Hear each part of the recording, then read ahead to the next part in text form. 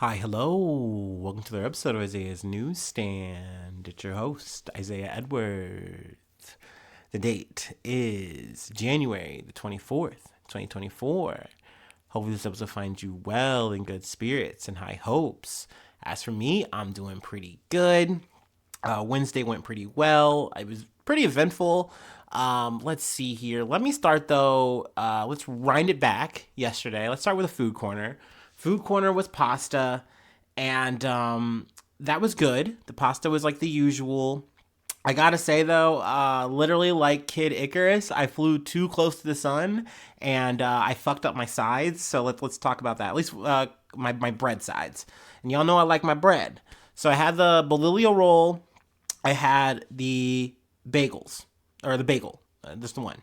I had an idea. I was like, oh, you know what I'm gonna do? I'm gonna like pizzafy these. So I'm gonna put some sauce, put some cheese on, put some pepperoni and some pineapple. I had these. I had all the ingredients for that. So I was like, yeah, let's just run that. Let's do that. And I was like, okay, let's put it in the air fryer. Good to go. In my head, I'm thinking, well, I know this can't get as hot as an actual oven. So, and I kind of freeball the numbers, but I'm like, all right, this should be fine. Boop, boop, boop. And I put it in there. I wait it out. And like, I think it's going to be fine. I open it up. It just looks terrible. It was so charred. And I'm looking at it. I'm laughing at myself. I'm like, this is ruined. Just throw it away, whatever. And I'm like, but you like a little burnt. Maybe we can just give it a little nibble. So of course I like peel off like this almost necrotic looking pepperoni. I eat them like, I don't know, maybe, man. I don't know, maybe there's a chance. So needless to say, I ate about 2 or 3 pieces of all of this burnt ensemble. I gotta say, in all, it was still better than the shepherd's pie. So that's still taking the list on worst meals so far. But man, I'm not starting off on a good foot here. I'm fucking up. That was my cook game. I messed up. That's an L. That's on me. Let's see. But yeah, let's move into the day. The day was fine. I worked. Work went pretty swimmingly, pretty slow. I had gotten done with like my work for a bit, so I was like hanging out in the back of maintenance. We're just chilling, all talking, and the next thing you know, power cuts out. Boom. And that's always interesting when that happens. So and luckily, where I work at a clothing warehouse and retail distribution. I feel like that's the word I like to use when I'm telling people what I do, or at least that's what my warehouse does. I'm the trash man. But I I'm always like, it reminds me of like, these motherfuckers are not fucking around and have tons of fucking money. When you realize that we have a backup generator so that we can make sure that we get these fucking clothes to these motherfucking customers. Like, you know what I mean? So these companies can get their fucking bulk order of shirts or what have you. So yeah, I mean, we are not fucking around when it comes to that. And needless to say, yeah, the power like went out and people were like, oh, who grabbed my ass? Which was hilarious. That was so funny. And then the power just cuts right back on, at least limited power. So that was interesting. Everyone got a little jump. And also, it turns out that a power pole just snapped in half. It's been raining, not too bad, but definitely like a steady rain. And yeah, I mean, I guess it's just this whole ass pole just like snapped. And literally, I want to say 2 months ago, maybe less, a power pole went down on the same street. So I was like, oh shit. That time though, the power didn't go out. This time, it knocked out the power for like the whole area. Once again, except us because we have a generator. But yeah, I feel like that's all the Joneses. I feel like we're caught up. I know I did a lot of blabbering, a lot of yapping. My bad. Let me go ahead and do my startup, and then we'll get into some news. How's that sound? Hopefully good. Ooh, clang clang.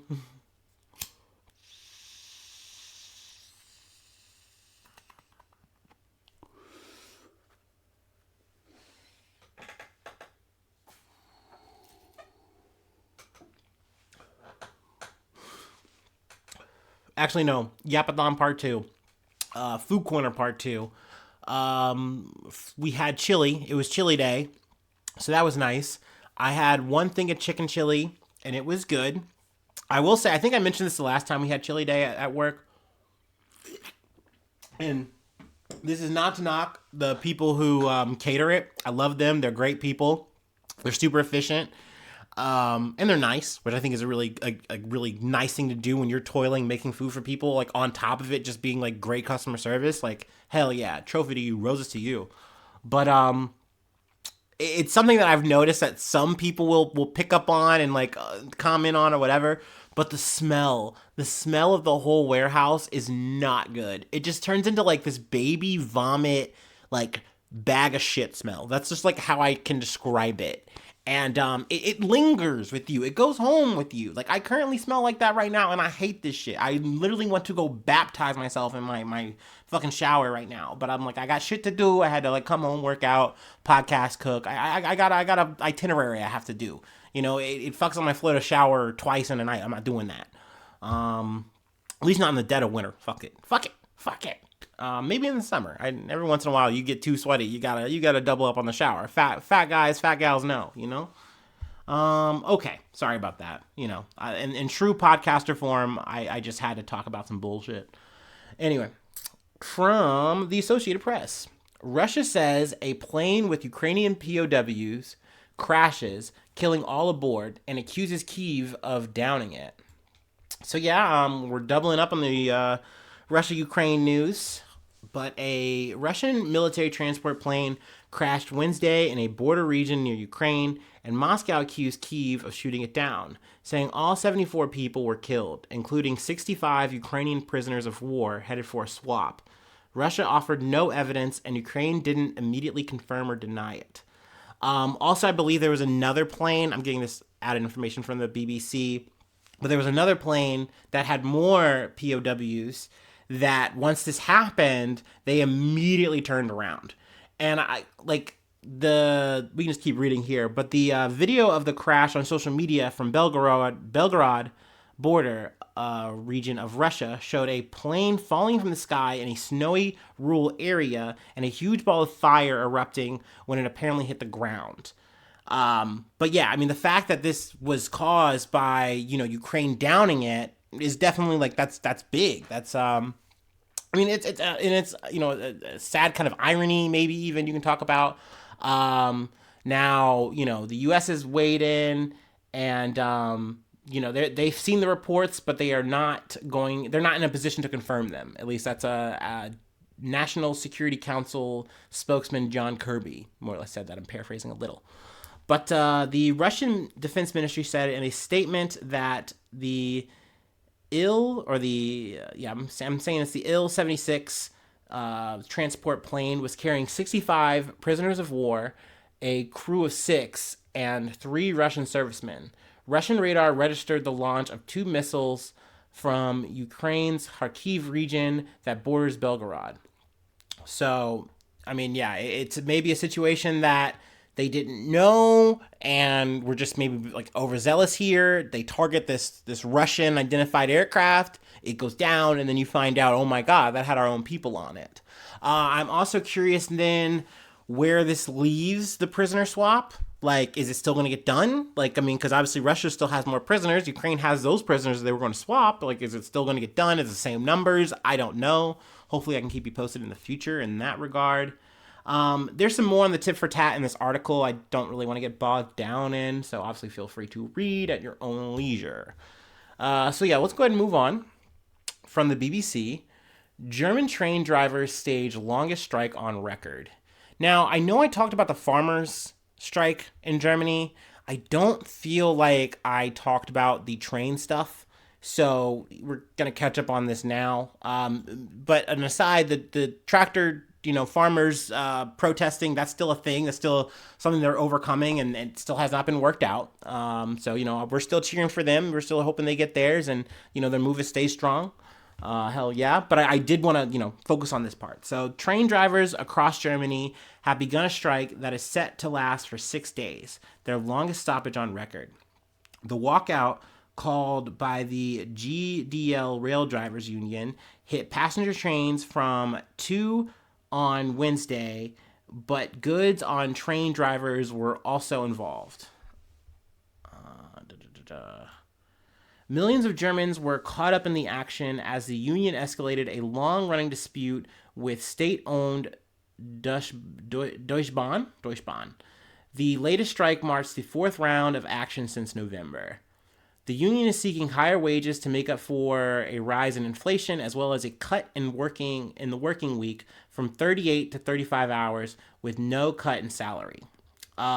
Essentially, I think even at the end of this article, they mentioned that the best that they've been able to do is say, oh, well, we can potentially give you the time cut, but we won't give you any more money. So, they're saying, well, then no, we don't want it.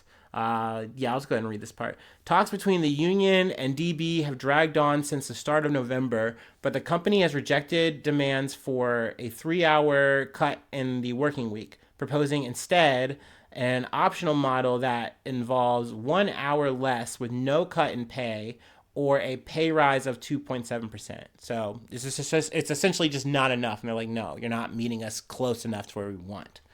And I say good. I say that's for the best.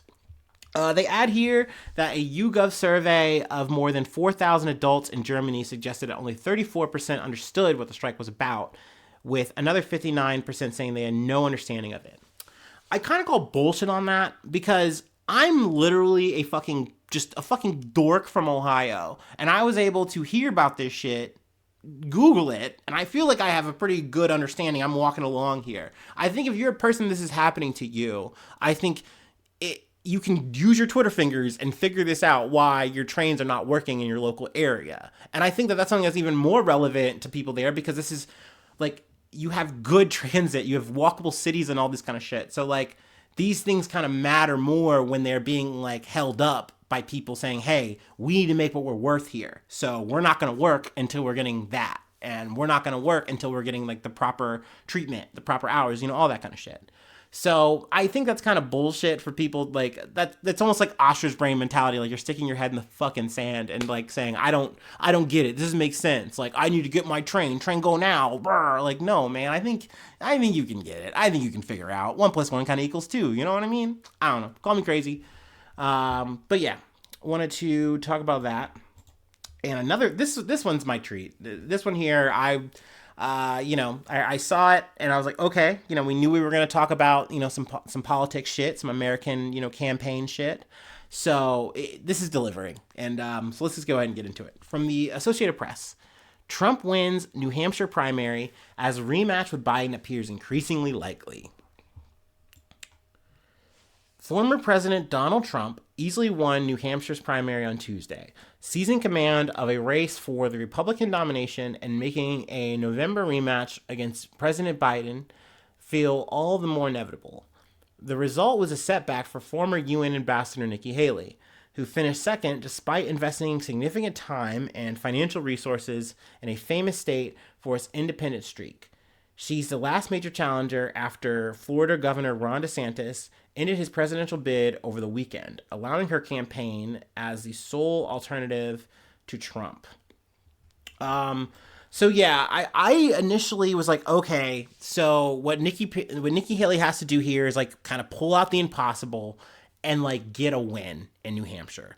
And there are independents in New Hampshire and all that, but at the end of the day, if she can pull this off, and maybe even if she can pull this off, if she just gets a single digit kind of just narrow hair splitting loss, then okay, she can continue this campaign, this totally a thing. But if not, you're just going to pack it in, right? Because if you're looking at the real layout of the land from here, there's just no way you can win.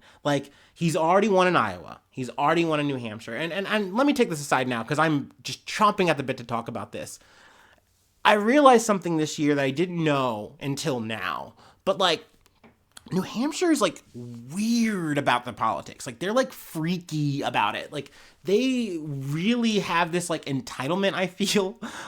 They deserve the spotlight.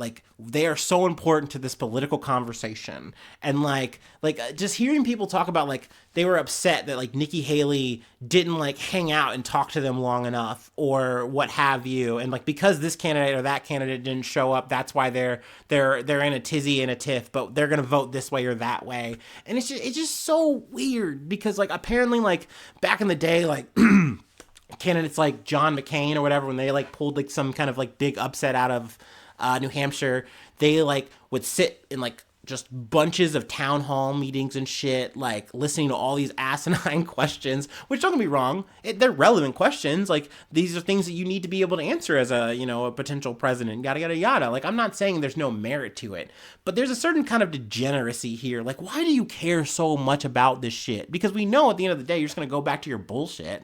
You also know that these people just are just hanging on to taglines. At the end of the day, they just like their guy, or they like dislike Trump. Like, that's usually kind of what the milieu is in this situation.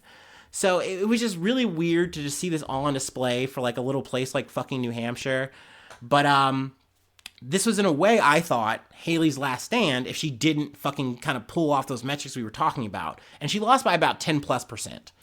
So here we are thinking, in my head, I'm thinking, okay, you know, she's going to wrap it up, right? That's it. You had a good run. You slayed Ron, like you did your thing, but this is as far as we go. Or this is as far as we go, girl boss. Amen. Clap it up. Great run. But she's like, no, I'm not fucking leaving. We're not quitting. Like, New Hampshire's just the first. It's not the last. Like, we're going to keep going. And that has sent quote unquote shockwaves, you know, throughout the political media sphere. It's interesting for sure, but she's definitely like a dead woman walking in a way. This is me kind of putting my speculation hat on. I kind of get the feeling she's still running, and this is also, you know, kind of speculation from outside, is that, well, she was former governor of South Carolina, which come March 5th is going to be like I think the next spot, or maybe Super Tuesday is that, but whatever. Essentially in March, that's the next big one for her in her head. And she's like, okay, maybe I can win that. Even though the polls are already telling her, no, girl, you cannot win this. You're in the same situation as Ron DeSantis was with Florida, where it's like, you're the governor here, and you think you're the fucking big man here. You're the king of this fucking area. But guess what? Trump's bigger. Trump's just fucking bigger. And in South Carolina, there's no difference. So most likely he's going to win there.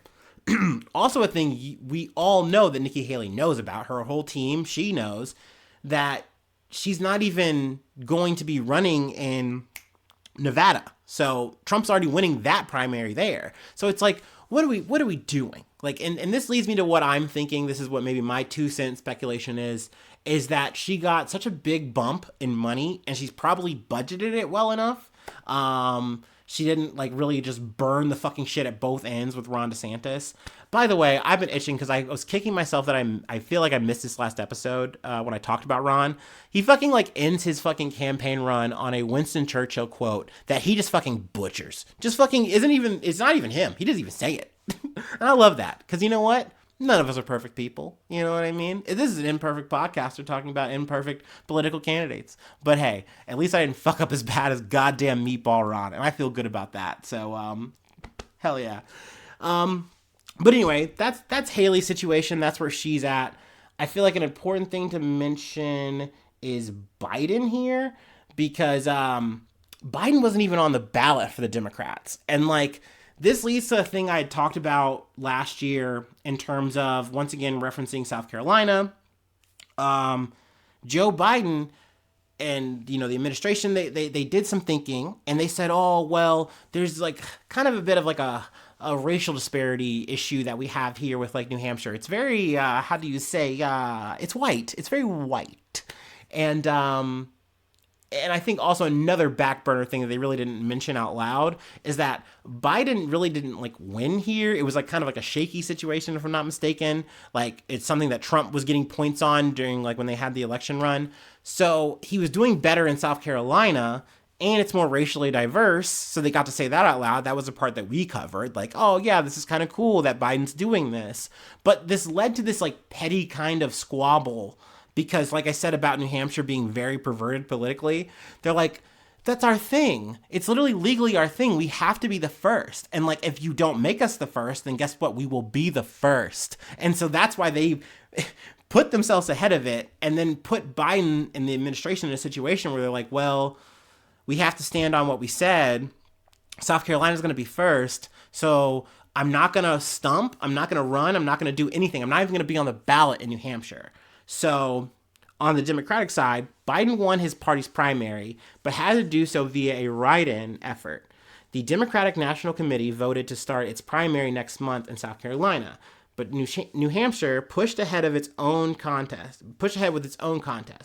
Biden didn't campaign or appear on the ballot, but topped a series of little-known challengers. Dude, and this threw me off a little bit because I'm like, wait, are you saying you guys are gonna do it write-in? Well, that's a joke. Like, whatever. He's just gonna it's gonna be an opaque loss. Whatever, fine. No, he actually won on a write-in, which it felt like I was looking at like a Picasso painting or something. Because I'm like, so you're telling me that liberals can actually do a write-in? They can do that. They can actually make it work. They can organize themselves in a way to do that. At least the New Hampshireites fucking can. But we couldn't do that on a mass scale ever. Not even fucking once. Not for any candidate ever. Are you? And it just made me laugh. It just made me fucking laugh because like we're just so fucked.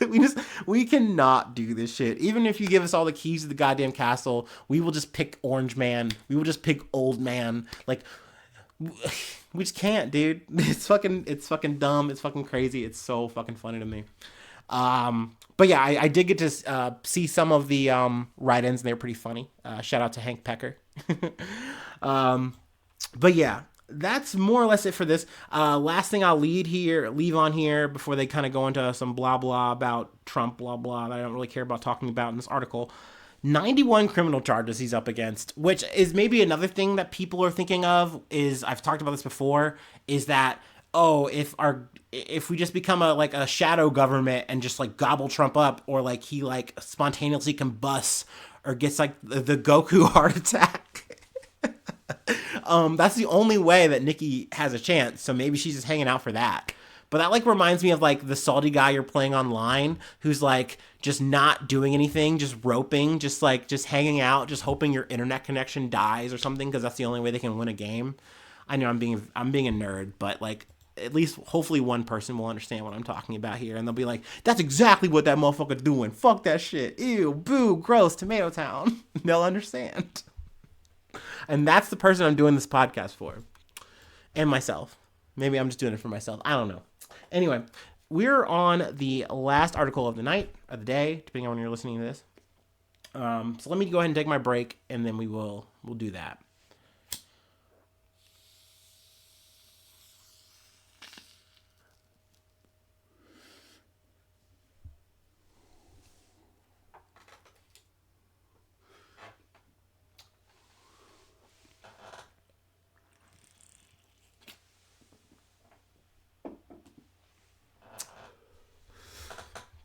Ooh.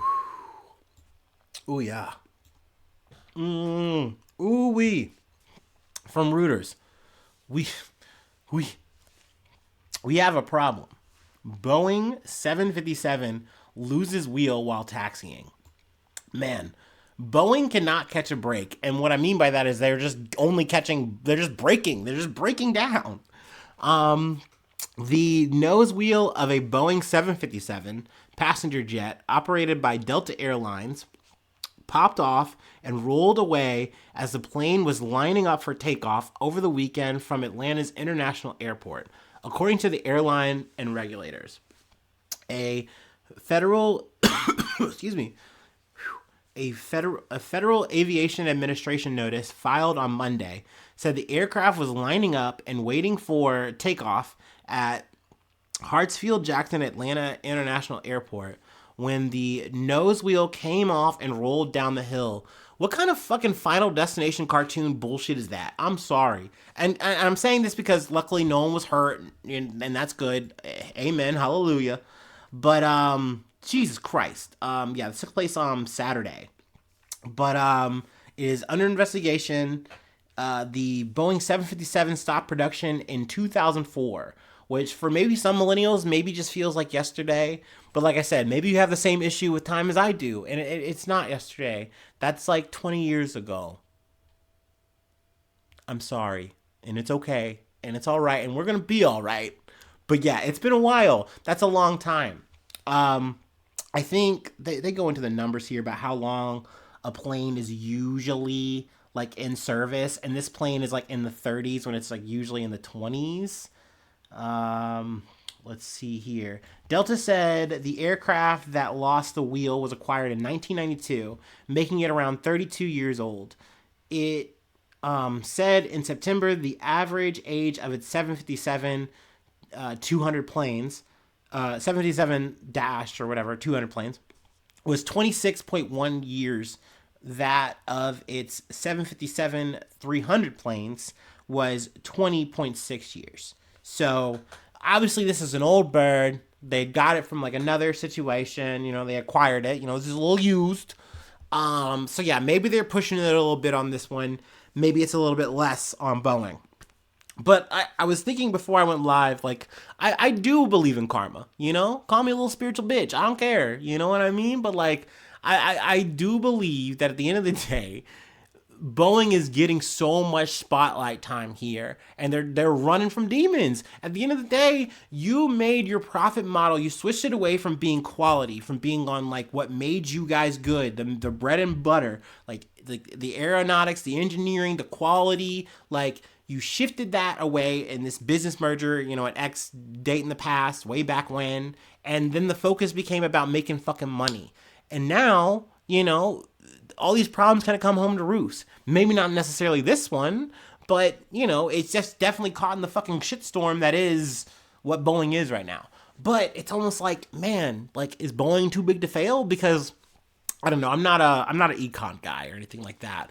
But I was thinking today, because, I know, like, very little, very small amount. But I'm thinking, like, how come no one has tried to short fucking Boeing, like, on their stock? Like, say, like, oh, this shit is garbage. Like, they're going to only have more problems, put more people's lives in danger. You guys should, like, this shit shouldn't be as big as it is. Like, I'm going to short them. I'm going to put money against them failing, and then I'm going to make a bunch of money. I'm surprised no one's done that. But then I'm thinking, like, well, maybe it's just because they know that Boeing really is just too big to fail. They're just too big to lose. Like, yeah, maybe fail is the wrong word, because they definitely failing. They make it. They got some flaws. Just a little bit of an aside, because I know, initially the Alaska Airlines, with the Max 9, that kind of sparked a lot of this talk that we're here now on the podcast. But the whole the investigation so far has shown that there's been a lot of loose bolts in terms of, like, the door plug that was holding, like, the fuselage or whatever, that shit. Like, that's crazy. Like, that there's a problem. There's a problem coming from inside the house, and that shit needs to get fixed. It needs to get worked on. And these guys are like, we're gonna do it. We promise. And, like, I don't know. Time will tell. Time will fucking tell. Hopefully I'm talking less about Boeing. You know what I mean? But yeah, that's the episode. Ooh, I read a little long today. Let's see. If you'd like to help out, support the effort, I do have a Patreon. Patreon.com/Isaiah News. I shout you out at the top of the month. Plug your name, plug a project if you like. And then let's see here. Free ways to hit me up. IsaiahNews1@gmail.com. Feel free to follow me or the podcast on the socials. Hopefully you're subscribed to the YouTube. Really helps out a lot. Love any and all my subscribers. You're doing me a big service. We're trying to get those numbers up. Also, liking helps. Hitting that thumbs up button. Leaving a cool comment. And you can do that not just on YouTube, but on Spotify. Comments are good, great. Reviews are great. All the stars, please. Thank you so much. And yes, hopefully I see you soon for some more good news. I love ya. Bye-bye. Mwah.